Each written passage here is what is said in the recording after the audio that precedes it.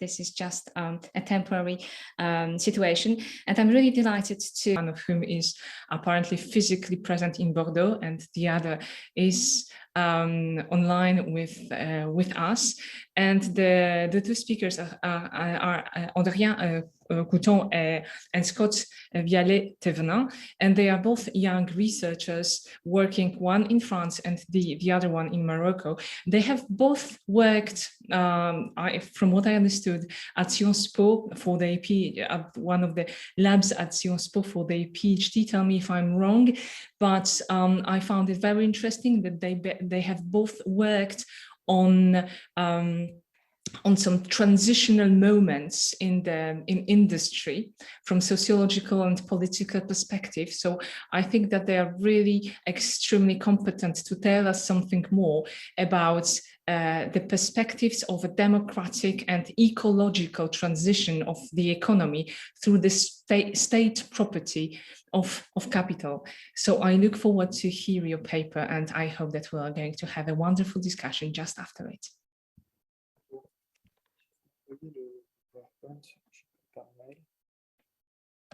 Okay, I check for the PowerPoint.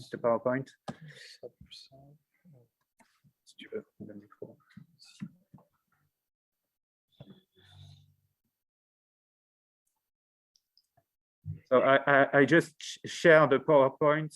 Wonderful. We were lucky for some of us to read the paper which you sent, that was sent to us in French. Very interesting and very promising. So we really look forward to hear more about it, because some of us are rather into the theoretical sphere, and you have apparently studied the details of how it really works with people, etc. Happy to see the PowerPoints. Okay. Which has just disappeared, actually. It was intense but short.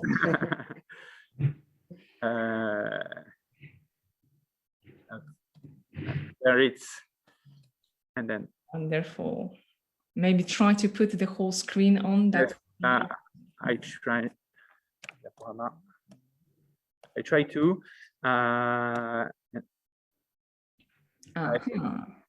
Oh, perhaps it won't work. Okay, so let's maybe with the bottom, on the bottom you have a tiny, yes, this one. No, still not. Okay. If you want, you can share on your computer. I just have to give you the rights for that. Or maybe Scott, you can. Oh, yes, it does work. Okay. It's like a magical moment. Okay. And can you hear us? Hear me? Okay, perfect. So thank you for hearing us on this presentation about state-owned capital of firms. As you said, we are both sociologists, Scott and I, and we have a background in studying how firms, big firms, are organized and how they try to control markets. We have both worked on the issue of how state as a shareholder has changed its conception of capitalism and of markets. So before entering more deeply in our point, I will begin with reminding some elements about our project, because what we are presenting now is part of a long-term project, which began with, we are the two presenters today, but we are not the two only people to work on this subject. First, Scott and I, we both made a PhD about some firms, state-owned firms, Scott in the energy industry, me in the aeronautics industry. But we then tried to launch a research program with other colleagues who were working on the railway industry and in the development, in the investment management in development, and so on. So we try to make some kind of big mapping of the state as a shareholder and the transformation, the deep transformations of the state as a shareholder from a socio-economical point of view.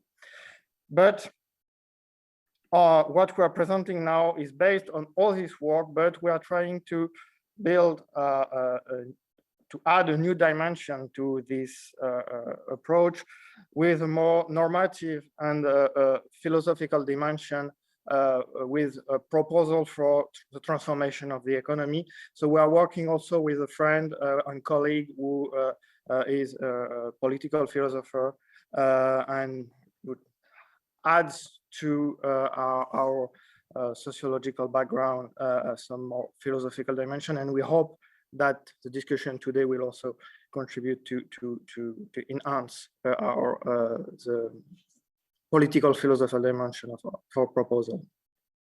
So the main point we are developing today is questioning how the state property of capital can be a way to democratically re-embed the economy. I don't know how familiar you are with the question of embeddedness and re-embeddedness of the economy. It's an expression phrase which was coined by Karl Polanyi, an economist of the middle of the 20th century, about the issue of, is the society at the service of the economy or the economy at the service of the society? And this is the main point he was trying to deal with. So our point is that state-owned company can be a way of re-embed the economy inside a socio-political dimension, and mainly around the issue of the ecological transition. So the first part of our presentation will deal with the more socio-economic perspective we have dealt with till now, in which we will show you how we analyze the transformations of the state-owned companies. First, what we have shown in the analysis of both energy, aeronautics, but also railway industry in France, because our study is mainly based on the French case, is that speaking of state-owned companies is not enough to understand what really happens in state-owned firms. Sometimes you have ways of speaking of state-owned companies as if it was something which was the same thing in all society, in all times, and so on. But when you really try to deal with how firms, state-owned firms, are really managed and how they really build their strategies, their organizations, and so on, you see that you have deep differences between historical periods. So we want to go beyond an economic or legal definition of SOE to have a really empirical definition of SOE in order to see how they transform themselves. So we look at their governance and how their governance changes over time and which kind of purpose they are given by the state as a shareholder. And what we show is that in the French case, when state-owned companies were created in the 30s or 40s, for more of them, through the nationalizations of private firms, they were supposed to be tools of public policy. Different kinds of public policies, actually, because we think often of a public service, but it was not the only kind of public policies that state-owned companies were supposed to do. There were also some kind of purposes like technological independence for France, defense, of course, in the aeronautics industry, it was really strong, having a strong defense industry, which would allow the state to defend itself in the future. But also economic development, when we think of the electricity industry, for instance. Of course, there is some kind of public service dimension for electricity to the people, but also an economic development dimension, which is cheap energy for everybody. It will also enhance the industry to develop and allow some kind of economic development. So you have various kinds in the post-1945 state-owned companies. You have various kinds of public policies.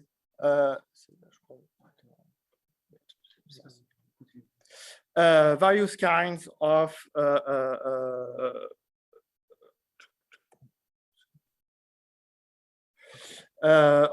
public policies that were pursued through SOEs. But we, of course, know that these state-owned companies of the 1950s no longer exist. Actually, most of them were privatized, and there was a strong delegitimization of SOEs, to put it simply, with a neoliberal economics. But, and it's of course an international trend, it's not only in France. Even if we look at the global point of view on the whole globe, state-owned companies are still very strong, because if you take the Chinese case, in which you have many state-owned companies, actually state-owned companies are still a strong element of the world economy. But from a European perspective, of course, you have some kind of delegitimization and waves of privatization since the 1980s in whole European countries. But not all state-owned companies were privatized, and many of them were in fact partly privatized in the French case, which means that the state is still a shareholder, not the only one, but is a shareholder among others. And what we see is that it's sometimes more interesting to look not only to the fact that is the state the shareholder, the main shareholder or not, but to look at how the state manages these firms. And we argue that the state has transformed its conception of SOEs in towards a normal, we call it a normalization of SOEs, which is the idea that SOEs, state-owned companies, should be companies like any others. Of course, the state is a shareholder, but they should be managed in approximately the same way as private companies. So the state sees himself as a shareholder. When I say the state, of course, I should be more precise, but it's mainly the Ministry of Finances in the French case, which is leading this transformation. The Ministry of Finances really push towards a normalization of SOEs. They should be managed like any private company, deal with open markets and make profit, and this profit goes to the state and allows the state to reduce its debts, and that's all. So you have a strong financialization of the governance of SOEs, which is the introduction of shareholder value in the management of SOEs, which is that they do not have to pursue public policies. They have to make profit for the state, but make profit. Of course, there are some kind of public policies, things that stay in the public service dimension, for instance, but they should be limited to the most limited part of the firm, of its organization and strategy. So this French case allows us to have a broader vision of SOEs, not only in France or in Europe, but more generally. I will not develop this point very longly, but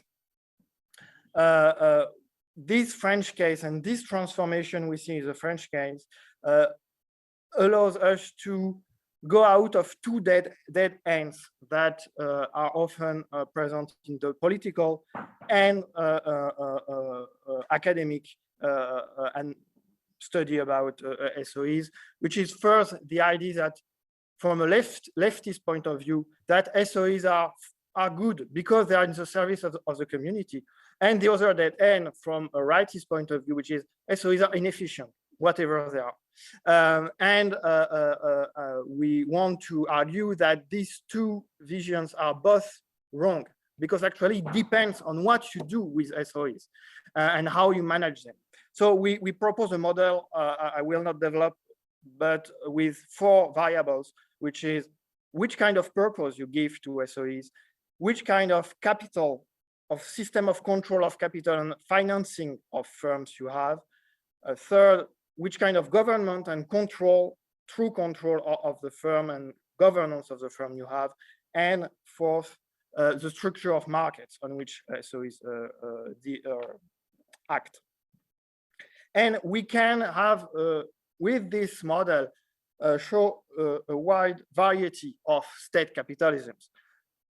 The post-45 French SOEs, a quasi-administration with public policy purpose, the normalized SOE we see now in most Western European countries, which is an autonomous and financialized firm with mainly financial purposes. But you can see also in some, for instance, in some developing states, a state within the state, which is a state-owned company which actually fulfills state functions, for instance, education and so on. And in Saudi Arabia, for instance, Saudi Aramco is really this kind of model. And we have a fourth model, which is actually, when we think of state-owned companies, we also focus on the capital point, who owns the capitals. But actually, you sometimes have firms which are, from the capital point of view, which are private, but actually which are so much dependent on the state that there is not strong difference with a state-owned company. And it's especially true in the defense industry, in which you have firms like Dassault in France, but like many defense companies in the US, which are, from a capital point of view, they are private, but from a strategic and governance point of view, which are quasi-public. So from this analysis, we pursue a reflection about how can SOEs be a part of democratization of capitalism and a tool to transform the economy in a socially and ecologically transition, and be a key element of a transformation of the economy. And before Scott will develop more precisely our model, our project, but before we want just to discuss some options, other options than SOEs, because SOEs actually is very funny because it's a central element of the socialist tradition in Europe, the socialization of capital, but actually it's not very central in the political and philosophical debate nowadays about how can we transform the economy in an ecological perspective. So three main options are on the table, different than state-owned companies. First, regulation. It's the whole liberal vision. Private actors are better to know what is good for the economy and what's good for them. But as a state, if we are a social democrat, we'll say, okay, we must regulate what they do and act in an indirect way to have them do what we want and to have firms do something good for the ecology, for the society, and so on. This point of view, of course, is a central option in current political vision. But we know that there are many problems about this conception. First, the fact that firms evade regulations, have some kind of internationalization that allow them to evade regulation. And moreover, a strong ecological action often conflicts with shareholder value and benefits for firms. This is the first option. The second option we can find, especially in the French debate, is democratizing private firm governance. You have, of course, there were the corporate social responsibility movement, but more deeply, you have some proposals with the benefit corporation, for instance, with the economy bicameralism, with the idea that we can maintain private firms as a central actor of the economy, but to democratize it from inside with some kind of democracy with trade unions and so on. Of course, these ideas are interesting, but how can we, with this option, really transform the whole economy? Because we focus on one firm and the strategy of each firm, and moreover, are employees in a firm more prompt to have an ecological strategy than managing directors? Is not absolutely clear. And the third option, which is of course very interesting, is the commons option, and the idea that transforming the economy with an ecological vision brings us to have a vision of the economy as commons. So the state is not the issue, the solution. The solution is having some kind of common vision of the economy. We can discuss it, of course, later. But one main problem is a scale issue, because this is okay with some small scale economic tools, but when we deal with nuclear plants or railway system and so on, you have some capital issue, which is capitalistic industries in which you have to have much capital to control them. And as we can see, the only actor that can bring this capital outside of private actors, or such as investment funds and so on, is the state. And so the state can be the actor that can take control of big capitalistic industries, while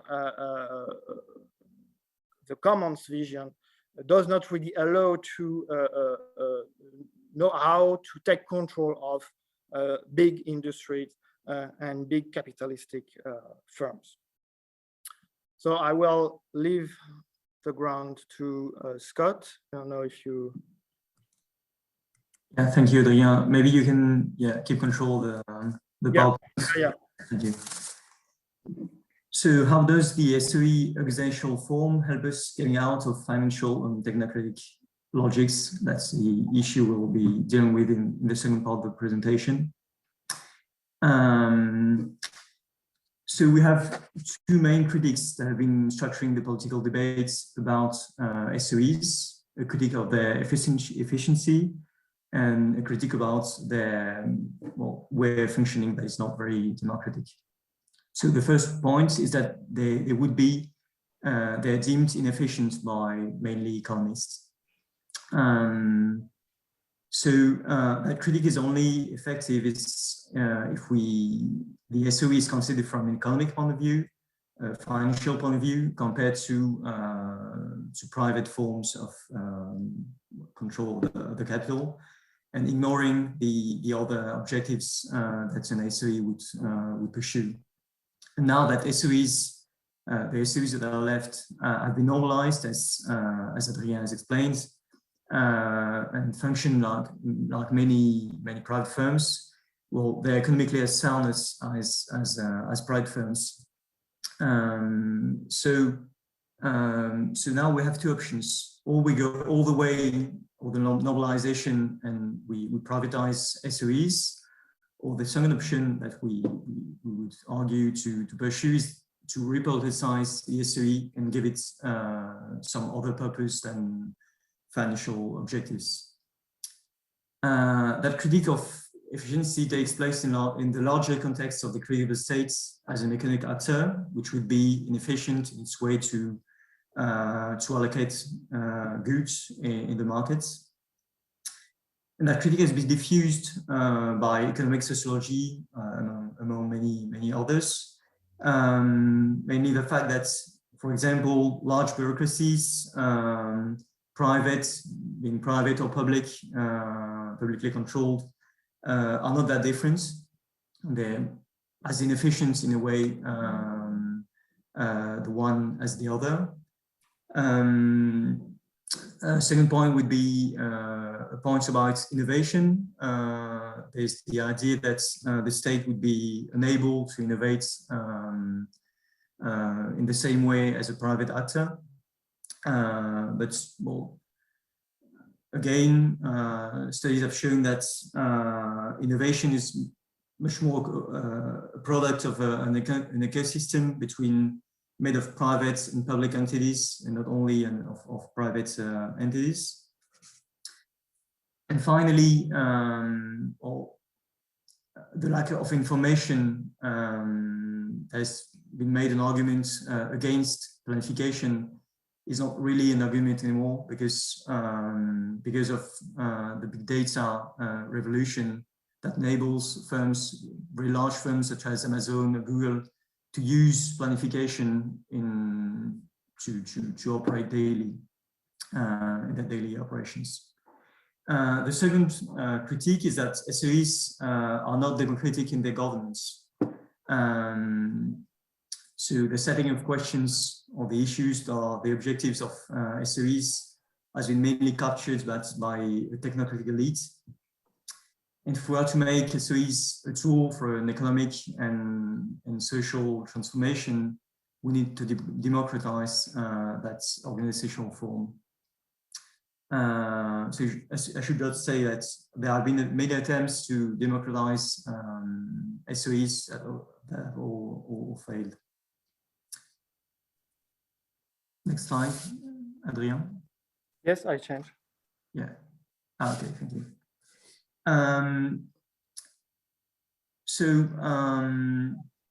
If we are to democratize the shape poverty of capital, we argue that the main point is the scale of the representation. The main alternative models to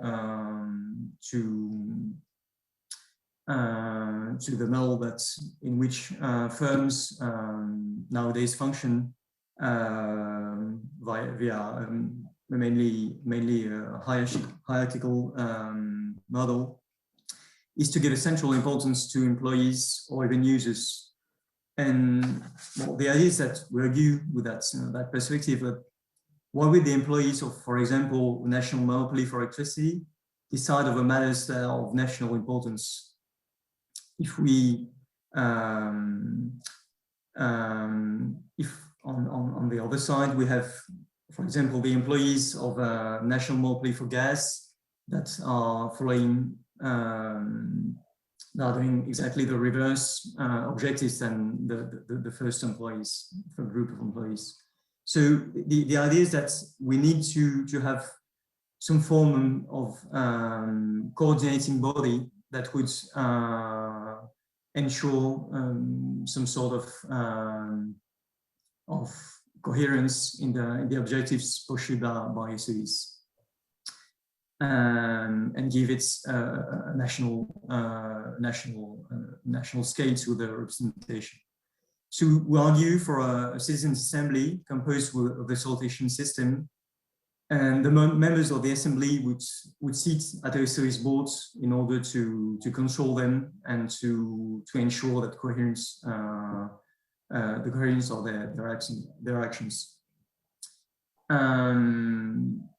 So the role of the assembly would be to plan, to set objectives to the SOEs and control their activities. And they would give purpose to the SOEs other than profits. So on what scope would we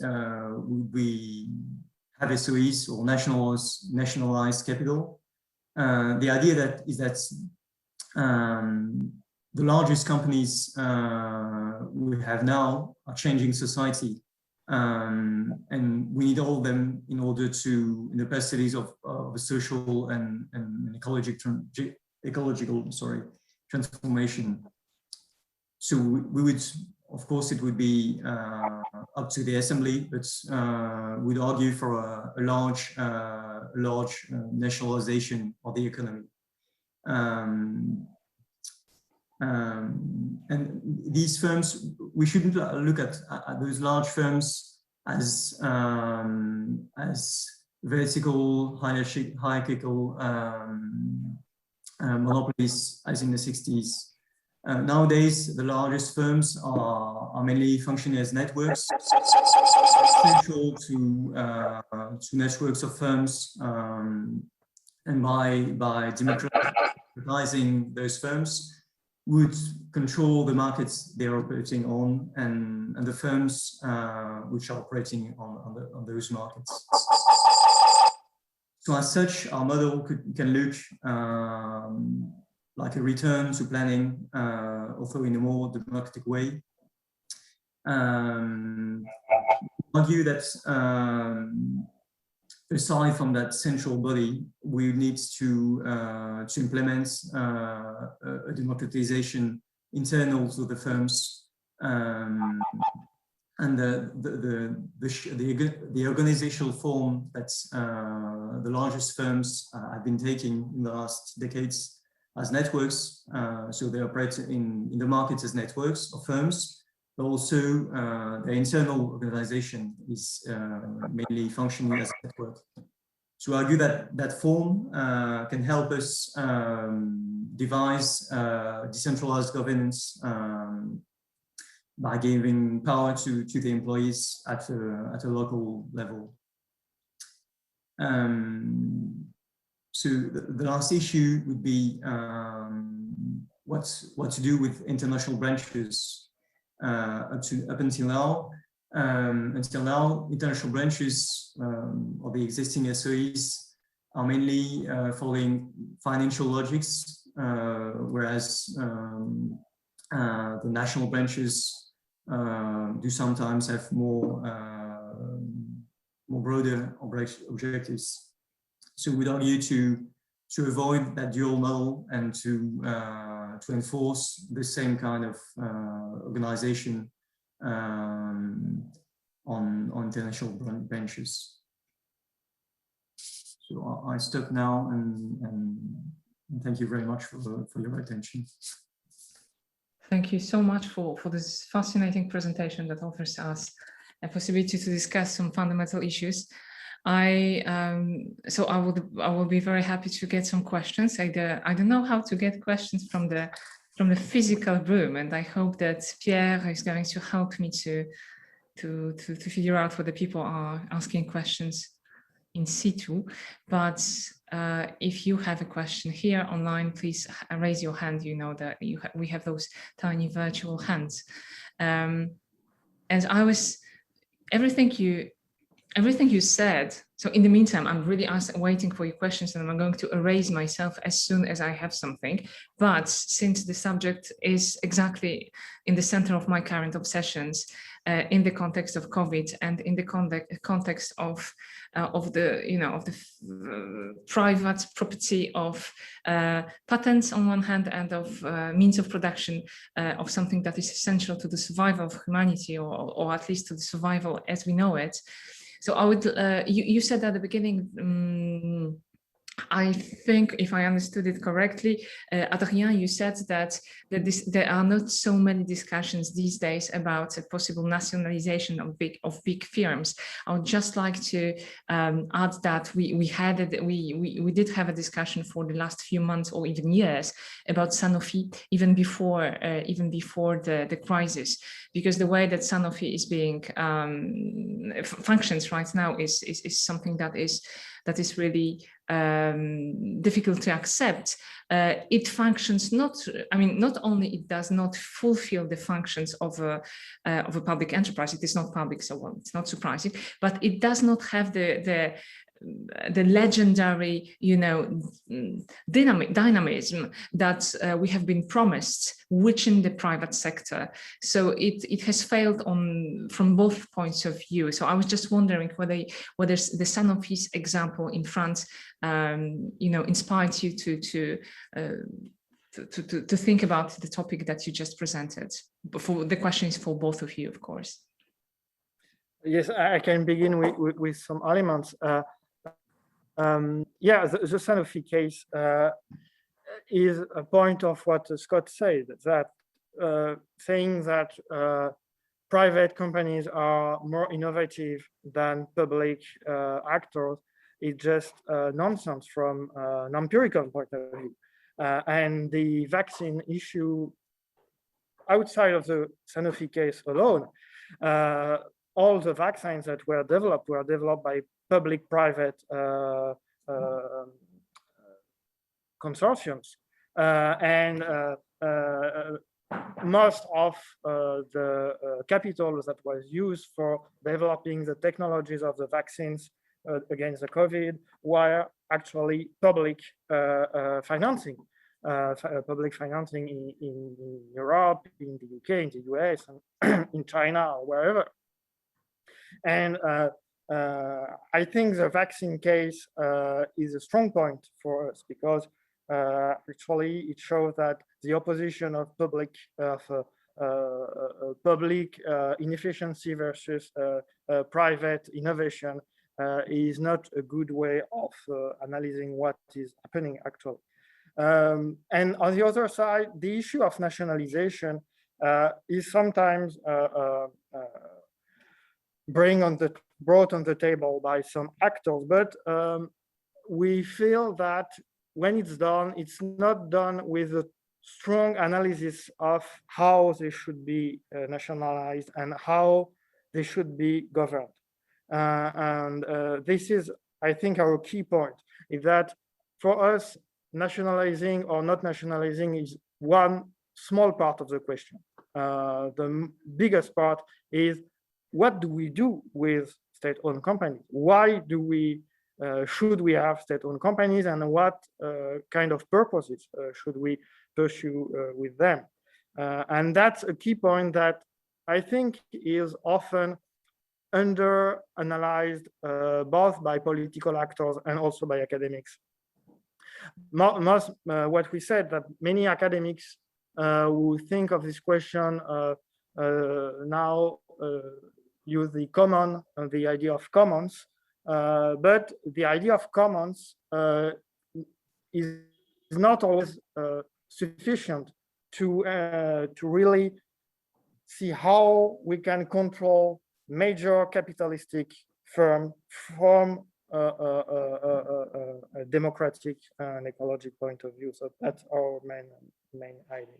Maybe Scott, you want to add something? Thank you. Can you, by the way, Hadrien, can you stop sharing the screen so we can see our faces, so it would be nicer.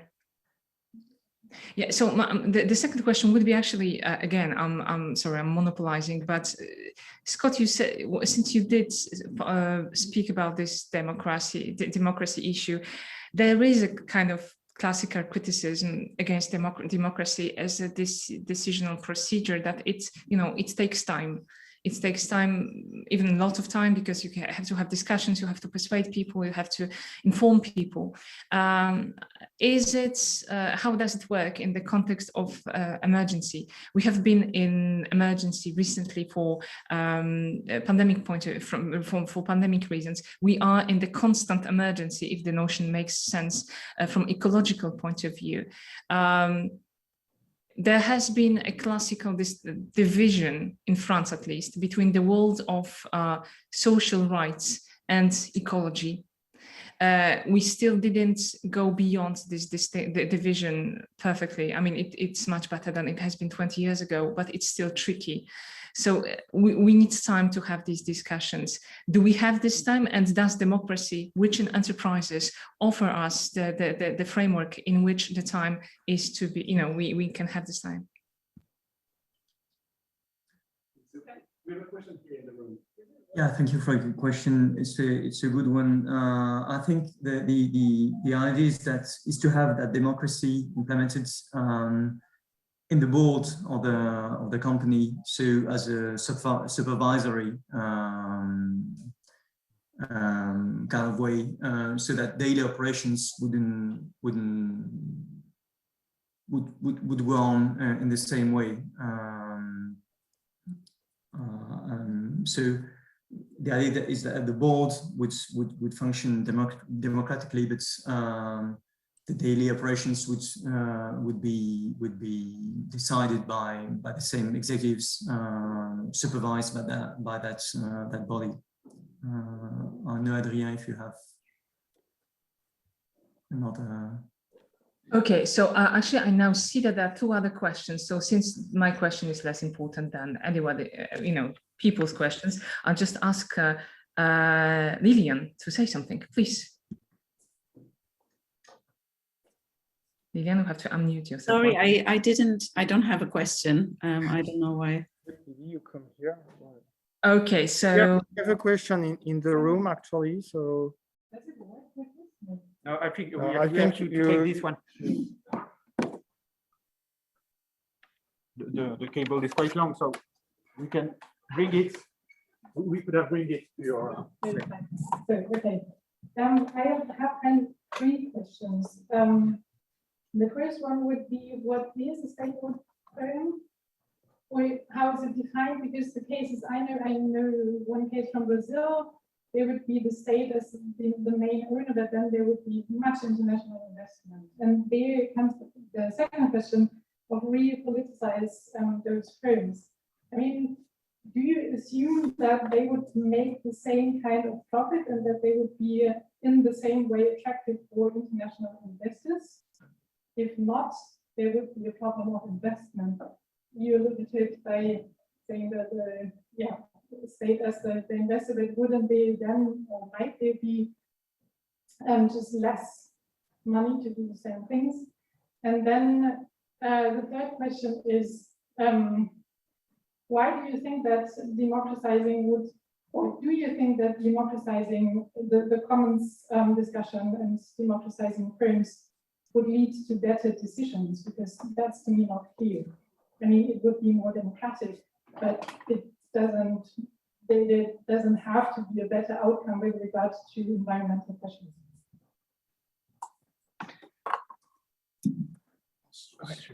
Scott, I don't know if you want. Okay.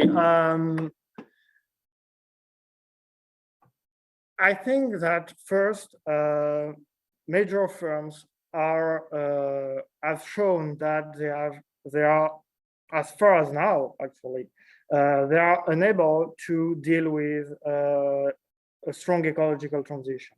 So it's some kind of a bet, of course, saying that if we democratize them, they will be more able to do that. But we also think that a strong problem with state-owned companies in the post-war era, post-Second World War era, is that they were too strongly technocratic, and most of the decisions were taken without any kind of democratic discussion. And if we think of companies being controlled by the state in a democratic state, I think, it should also mean that the kind of strategies and the kind of purpose we give to these firms should be democratically controlled. And if the idea of a people's assembly is the idea that we were very convinced by the experiment in France with People's Assembly about climate, because it showed that with a sortation system, you have people that propose something which is quite strong from an ecological point of view. So if we give some kind of mandate to an assembly saying that, well, you are the people in charge of setting objectives and controlling what firms do, with an ecological point of view, I think actually it could elude the dead ends of technocratic control and the absolute absence of democracy that characterized the control of state-owned companies in most countries, not especially in France, but in the French case, it's especially strong. And I think that big firms, it's a long story. Big firms are in a way a threat to democracy. So we have to democratize them because they are a place where there is no democracy, and which can act directly and or indirectly on what democracy tries to do. And in an ecological perspective, I think state control could allow to change the orientation and the structuring of the economy. But for that, we have to get out also of the technocratic tendency of big firms. I don't know, Scott, if you want to add something. Wonderful. Thank you so much. This was extremely interesting, and I hope that some of the elements that we have just mentioned are going to come back at some point, since you have really proposed something practical, and this should be either supported or challenged throughout today. Thank you again, and I'm delighted to invite the second speaker of this, or the third speaker, if we talk about physical persons of today. I hope that he is here, Jean-Hugues Barthélémy, who is a French philosopher, who is the director of the International Center of Simondonian Studies. So he is probably one of the best, not probably, he's one of the best French experts of Gilbert Simondon. He published several books on the work of this philosopher, and he also published a number of books. His publications list is really impressive on his own philosophy. The most well-known probably is the Society of Invention for a Philosophical Architectonic of the Ecological Age, published a few years ago. His latest books is Ego Alter, Dialogues for the Future of the Earth, and he is currently working on the volume devoted to La philosophie du paradoxe, the philosophy of paradox, prolegomena to philosophical relativity. So, Jean-Hugues, if you are here, we will be delighted to listen to you. Thank you very much. Thank you. I'm late, sorry. Somehow we don't see you, to be honest. Oh, yes, so okay. Yeah. Okay.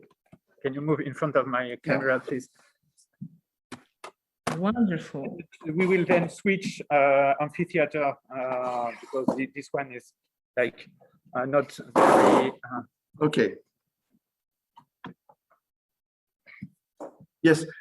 Sorry, I'm late, but I didn't receive the last modification of the program. With us. First of all, I do want to apologize for my English. You know, French generation of my French people of my generation, and especially when they do not work daily in a university context. I am one of them. Moreover, I am a specialist of French contemporary philosophy, also German, but French first. Well, my talk will concern what I call ecology as a political economy for the ecological age. Because it is not a simple crisis, but the continuous and growing result of an over-exploitation of natural resources by an economic system of overproduction, over-consumption. The ecological catastrophe underway induces a questioning of the very foundations of a capitalist law based on both the logic of interest and the free will of the moral person, a concept also applied to the companies themselves. Private property, already discussed by the Marxian legacy of political economy, is therefore re-examined in the new framework of the critique of the ecological limits of the political economic paradigm, of which it is a key element. The novelty of this framework is at the same time a return to political philosophy, properly speaking, in that it calls for a thinking of rights, something the Marxian legacy of suspicion vis-à-vis human rights has too often avoided. Private property is now therefore subjected to an ecologically determined questioning, which seeks to question right-making anew, without cutting the human collective off from the ecosystems which it is destroying, but which are necessary for its existence. And it is in this context that the problem of commons has developed. But it is not only a question of the commons which cannot be private property. It is also a question of the deregulated uses of private property such that they harm the human collective by harming the ecosystems whose health conditions that of this human collective itself. The theory of political ecology or political economy for the ecological age was first sketched out in chapter 7 of the book La Société de l'Invention. Second, it was presented in a more pedagogical way by the second of the 5 dialogues contained in Viallet. It now intends to develop by making the problem of private property both the indication and the test for the need for such a political ecology. An indication because tendentiously unlimited private property, like both the deregulated uses of limited private property, now has consequences which call for a refundation of the law, for which ecology offers a new modality. A test because this unprecedented modality does not seek to overturn private property, but to rethink it within the system of the greatest possible compatibility of suffering needs, human or non-human needs. After a reminder of the theoretical novelty of political ecology, I will therefore come to the question of the status of private property in an ecological age. And this question will be approached here through the dual nature of indication and test, which is that of the question of private property for the need for a political ecology. Political ecology as a political economy, refounding law for the ecological age, aims to reconcile the philosophy of law as the heart of political philosophy with political economy and political ecology. It is also an ecological thought which, unlike most does not subject the normativity of the law to ethical axiology. It thinks of the normativity proper to the first suffering needs of all suffering beings, human or non-human, as economic normativity, which is revealed in suffering, and which therefore has for center the self-normative need for psychophysiological health. This properly economic normativity of suffering needs must become the true foundation of law. Now, this specific normativity was obscured by a capitalist mode of development which privileged desires under the pretext of meeting interests and the dignity of the moral person, endowed with free will. But this obliteration of the normativity of needs was also based on their reduction to only vital needs. By reducing need to vital need and animal behavior to instinct, our capitalist societies have been able to satisfy their most ecologically destructive desires by making us believe that those desires were legitimate insofar as they would be those of the person endowed with reason and free will. Today, we need to show will, and this against our own ecologically destructive and illegitimate desires. And to be able to show will, we must understand first that the sphere of needs, far from being limited to vital needs, has as its center the need for health, the satisfaction of which depends on that of the needs for justice and freedom. Contrary to what our entire Western philosophical tradition has claimed, freedom and justice do not belong to the axiological order, but to the economic order in the deep sense of the term, because they are not values, but needs. And those needs for freedom and justice, which are at the service of the central need for psychophysiological health, are not specifically human needs. Many species need certain forms of freedom, the simplest of which is freedom of movement. And the most emotionally developed species even need equity in the distribution of food, for example, as we see in this famous experiment on capuchin monkeys, of which France de Waal speaks. It will not be a question here of delivering the ultimate foundations of this refundation of the law, insofar as those ultimate foundations don't belong to the political problematics, but to a more reflexive problematics that I call archi-reflexive semantics, in which the political economic, the epistemological ontological, and the pedagogical axiological are initially identified as the three general dimensions of sense-making of everything: tree, table, human being, concept, freedom. Everything makes sense through those three dimensions that are the political economic, satisfaction of needs, the epistemological ontological, acquisition of informations, and the pedagogical axiological, transmission of values.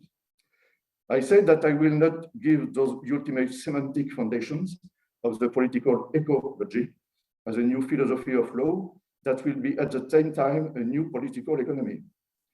I will content myself simply with specifying here that the political economic problematics, the epistemological ontological problematics, and the pedagogical axiological problematics are defined and constructed as the three translations of the archi-reflexive semantics, which is a new modality of the simple knowledge of oneself that philosophy must be at its root. And this simple knowledge of oneself is a fault by the philosophizing individual of his or her own finitude or non-originality. Therefore, the basic fact for the philosophizing individual who reflects on the question of rights is the fact that he or she is not originary, that he or she is not his or her own origin. Such is the archi-reflexive starting point, which is valid as a starting point for all fields of philosophy without exception. And this systematic point of departure represents the archi-reflexive form, so to speak, because applied to the philosophizing individual rather than to the human subject thought by him, of this that contemporary philosophy has called the finitude of the human subject, or of Dasein in Heidegger.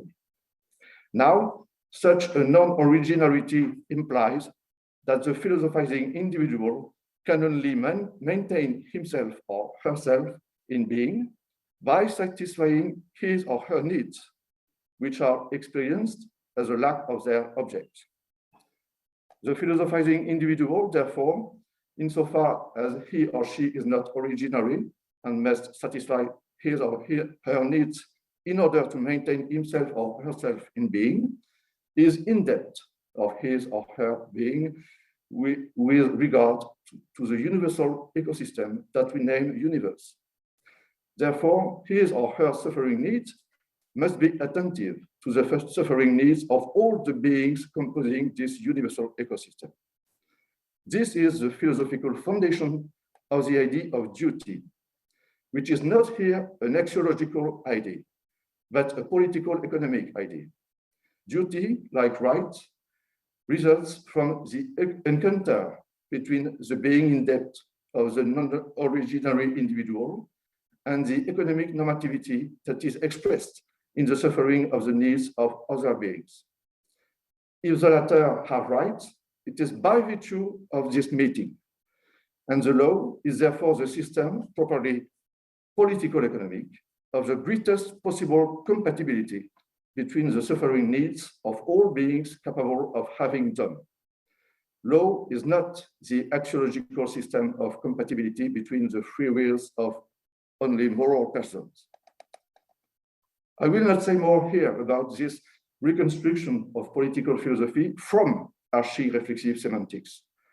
We will therefore remain from now on within the limits of the political economic problematics by trying to make felt from within this political economic problematics the need for a refundation of the law in terms of economic normativity. The latter adjective, economic, this adjective designating here the normativity of the suffering needs, by difference with an ethical and more generally axiological normativity. Now, to make this need felt, we can start from what, up to John Rawls and today Corinne Pelluchon, constitutes the great philosophical tradition of the foundation of law, the tradition of theories of the social contract.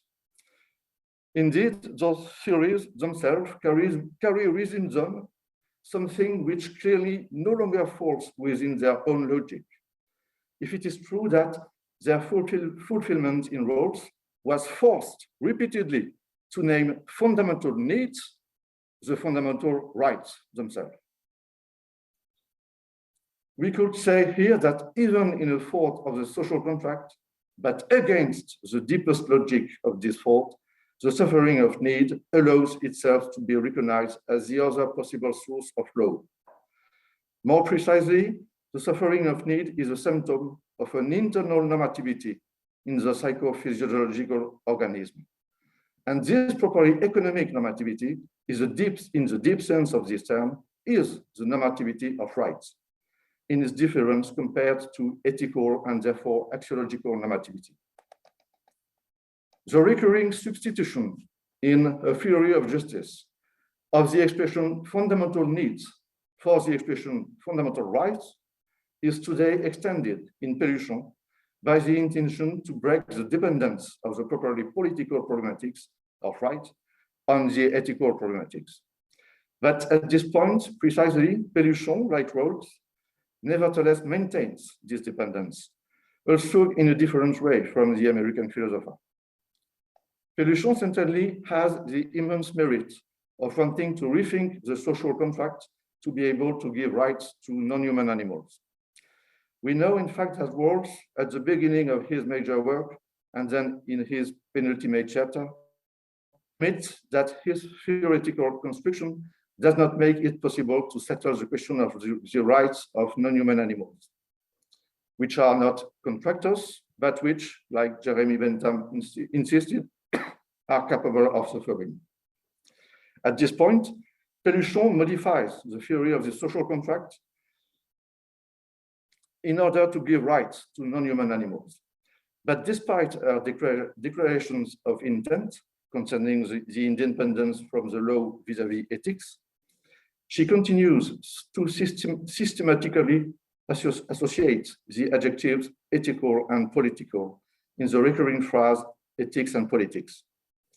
Thus, despite her intentions, Pelluchon still subscribes to the current intellectual movement which wants to give rights to non-human animals for reasons still relating to ethics, instead of freeing normativity of rights from axiological normativity.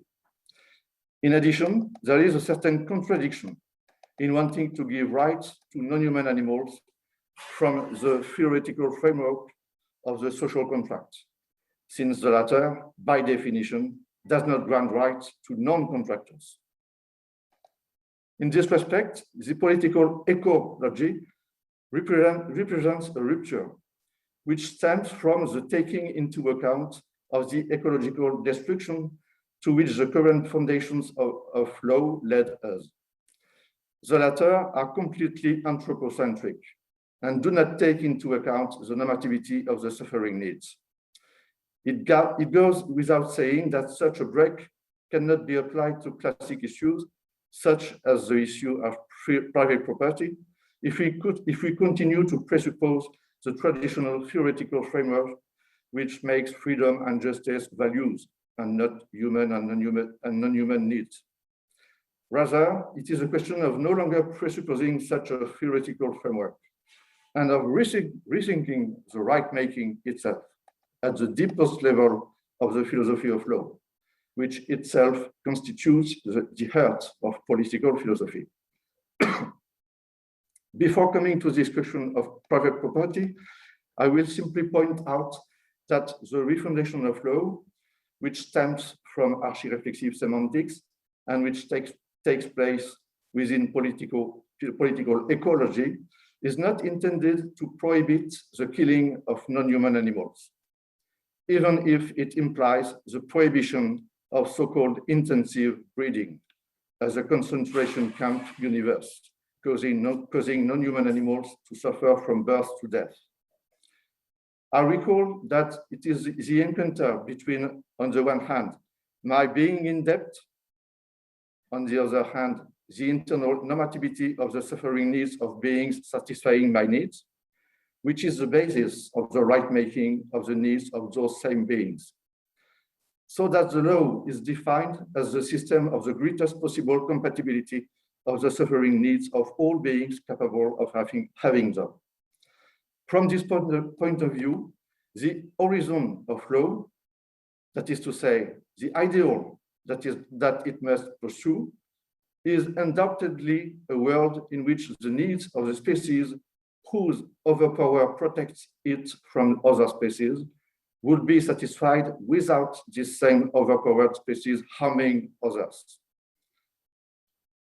That no one capable of suffering needs is killed anymore, that can certainly be thought of as the absolute horizon or the ideal of law. But the main thing is to protect the ecosystem balance from the humans' desiring power, which power has come to destroy the natural balance of the interspecies system of satisfying needs. Our law will already reach its real vocation and its full legitimacy if it protects not only humans, but also non-human animals from the suffering inflicted on needs by human desire, such as the desire to produce industrial quantities of meat necessarily mistreated in order to consume far beyond the needs. I therefore distinguish the legitimacy of law and the horizon of law. The first, the legitimacy of law, lies in the attention paid by the overpowered species to the general ecosystem balance and to the suffering of beings who are necessary for the satisfaction of its own needs. While the second, the horizon of law, lies in the invention of a mode of satisfaction of its own needs, which makes it possible to no longer take the life of beings capable of having suffering needs. In the new theoretical framework of the new logic specific to political ecology, private property, like freedom and justice, is thus thought not as a value, but as a rightful need, whose limits are defined by the requirement of the greatest possible compatibility with the suffering needs of all beings capable of having them. One calls property a possession that has become legal, that is to say, recognized by positive law. The need for property prolongs the need for possession, the first form of which is the protection by the non-human animal of its territory. The broadest continuity between the non-human animal and the human animal lies in the fact that the non-human animal already is psychophysiologically constituted according to 3 dimensions. It perceives, it acts, it has emotions. In humans, those 3 dimensions of the psychophysiological organism become information, production, and education. Human being is in fact a techno-linguistically reconstructed animal. And as such, human being reconfigures perception into information, acquisition of knowledge, action into production for the satisfaction of needs, and emotion into education. This term designating here the transmission of values. We recognize here the 3 dimensions I was already talking about in connection with archireflexive semantics as a new fundamental problematics for philosophy, from which ontology, political economy as ecology, and philosophy of values must proceed. But here, those 3 dimensions are no longer those of sense-making of everything, as it constitutes the philosophizing individual himself or herself in his or her non-originality. They are now thought on an ontological level, therefore as dimensions of the non-human and then human psychophysiological organism. And this ontological thought will have to intervene within political ecology, because just as the 3 dimensions of sense-making are irreducible to each other, so and reciprocally, they are constitutive of each other. This is also why the recognition of the properly economic normativity of the suffering needs of beings other than myself brings empathy into play, which stems from the ecological openness to the being that I am, but that I am not, but that I could have been. To say that human being is techno-linguistically reconstructed does not mean that the non-human animal is devoid of language and technique. It only means that in the non-human animal, language and technique had not yet penetrated each other. The language of the non-human animal is not a technical language. It has no grammar.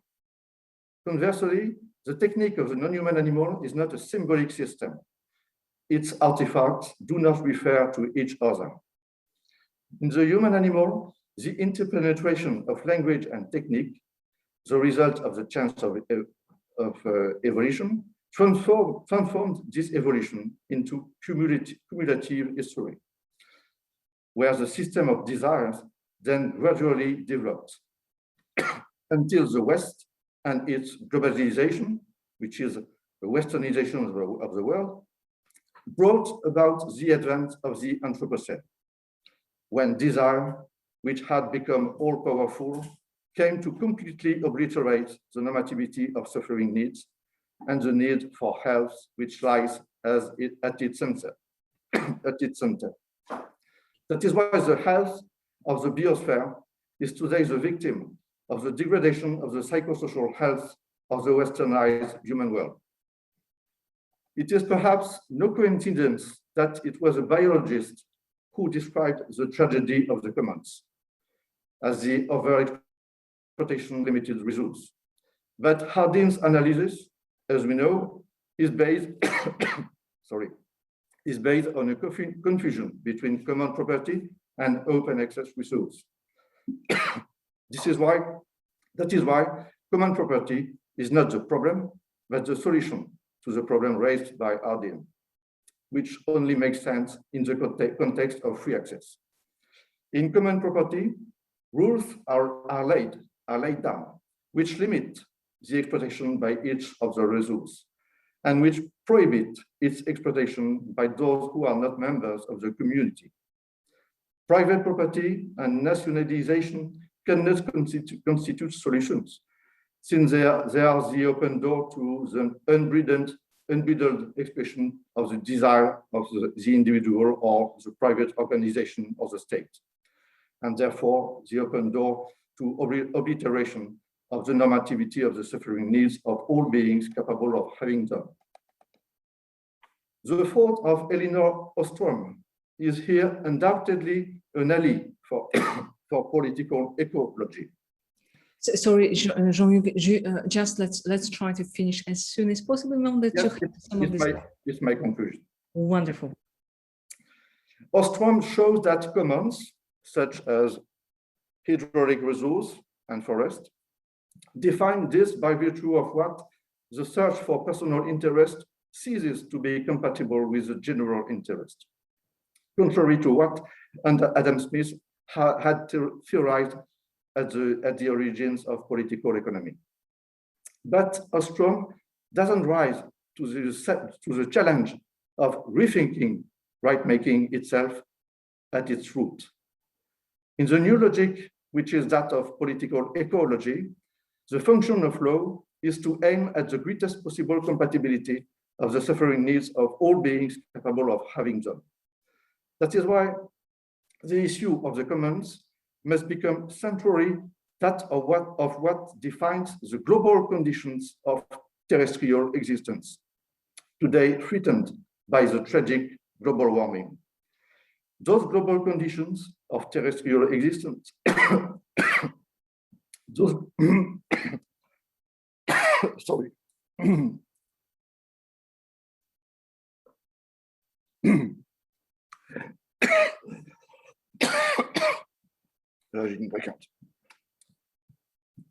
Those global conditions of terrestrial existence today, of terrestrial existence are what cannot be the object of property.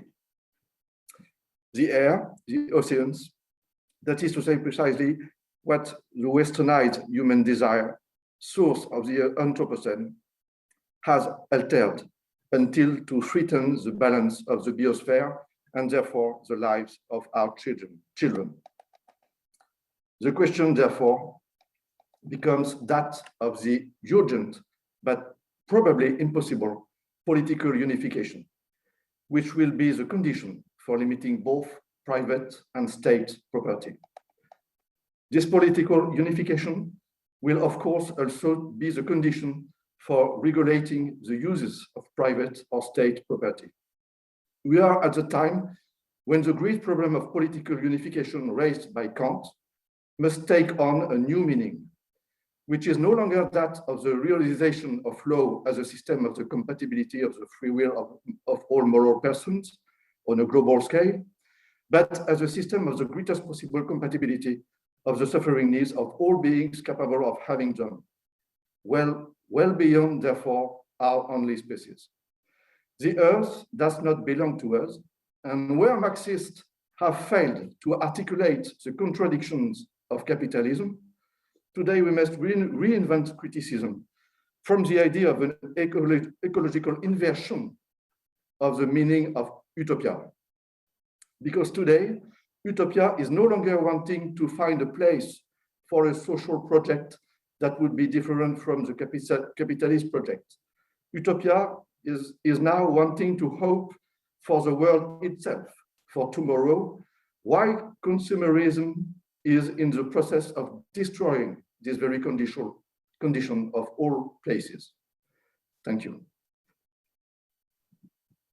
Thank you so much for this fascinating and extremely ambitious presentation that covers really an impressive number of topics that we would like to discuss in details for hours, I suppose. But if someone would like to ask a short question of either clarification or maybe a point to add, I'm of course open to, I'm waiting for your remarks, but in the meantime, I'm just going to use this opportunity to ask you whether you were able to study at some point the differences between the choice theory of rights and the interest theory of rights. So in the English-speaking legal tradition, we have this distinction, which actually is quite present in France too. So you have either, you see the rights as being the expression of the will of an individual. So this is something that belongs to the tradition that you are criticizing, or you have rights. So this is John Austin, for example, or you have rights that are just, codification of interest of persons who are vulnerable in the society. And this is something that comes from, for example, Jeremy Bentham in the first place. And then you have something very similar in Joseph Emmanuel Sieyès. So maybe this second conception of rights would still be compatible with your framework, since I think that, rights are not the invention of the Enlightenment. They have been here for a while. They have been here for at least 1,000 years, really. It's debated, but still. So I don't think that it's that easy to dismiss completely this notion. What do you think? Thank you, Anna. I'm grateful because, I worked during 20 years on Simondon, and then I came to my old project of the philosophical relativity as a global system, but a system which is not a system of knowledge. Philosophy is only based on archireflexive semantics as simple knowledge of oneself. And then ontology is a translation proposed to science. Science are the knowledge. Political economy as philosophy of right and political ecology unified is proposed to the human collective, who decide concerning the law. And philosophy of values has its own transcendence, because the attitude of the philosophizing individual in his life, his or her life, will be the criterion to appreciate what the philosophizing individual propose, suggest concerning the values.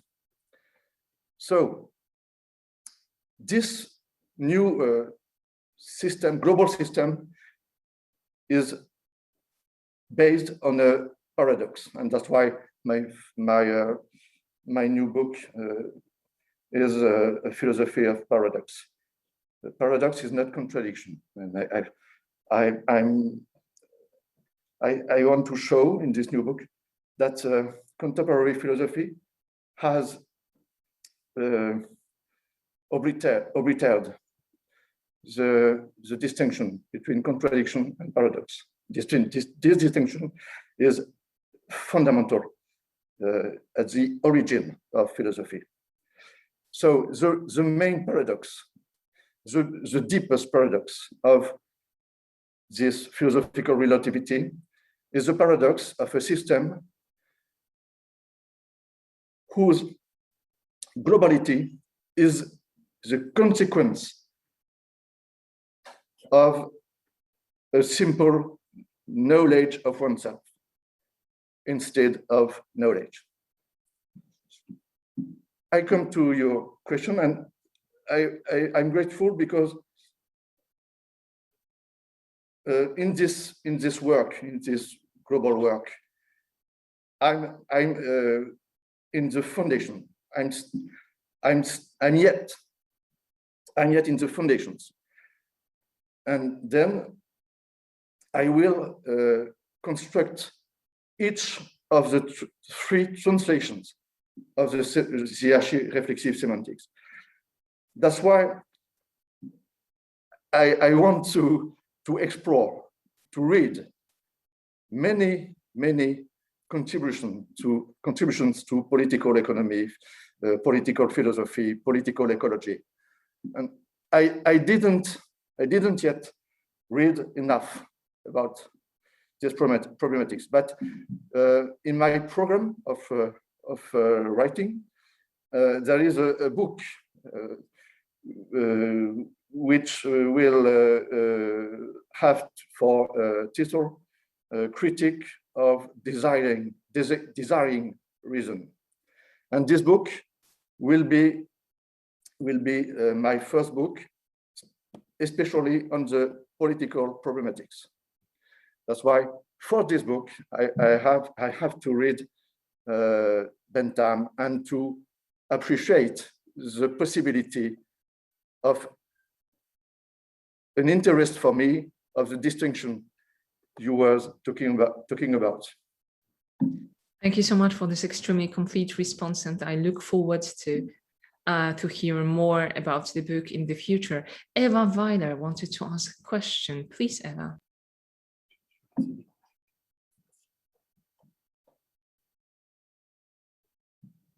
Thanks.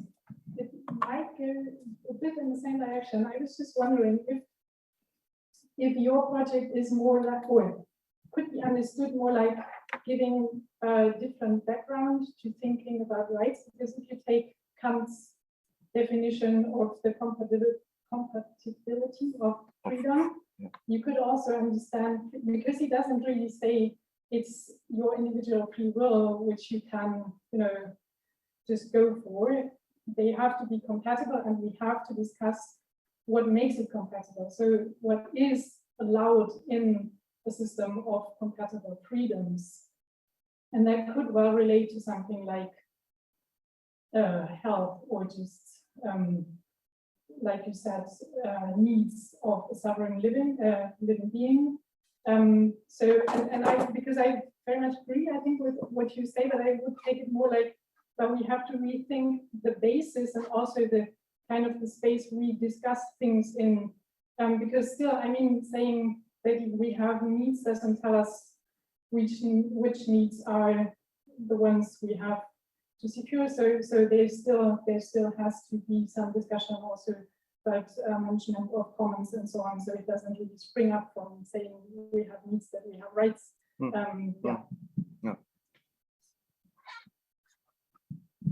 Yeah. In Ecological, you will find some distinctions which could give a first answer to your question.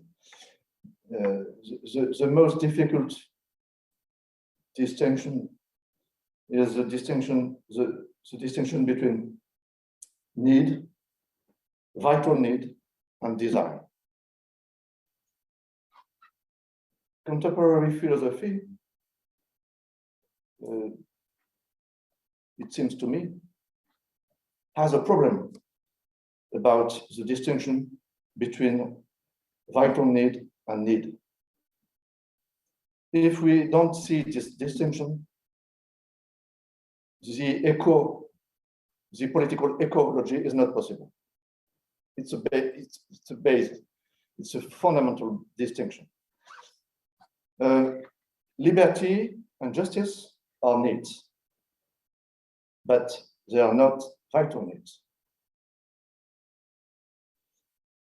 Health is a need. It is the central need. And liberty or justice are at the service of our health. But health is not the same thing than life. Vital need are at the service of life. Non-vital needs, as justice or freedom, as at the service of health. And the problem of our philosophy, contemporary philosophy, is the same problem than the problem of our societies. It is a problem of degradation of our psychosociological health.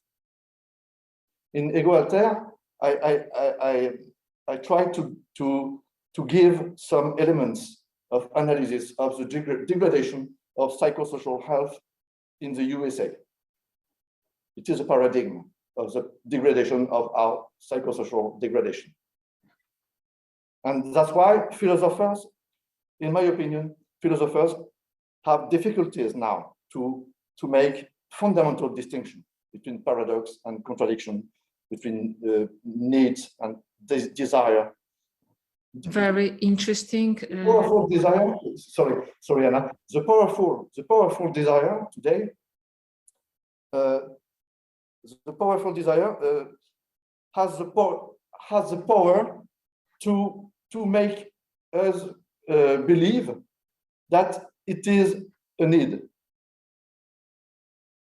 and that's why desire is becoming personal.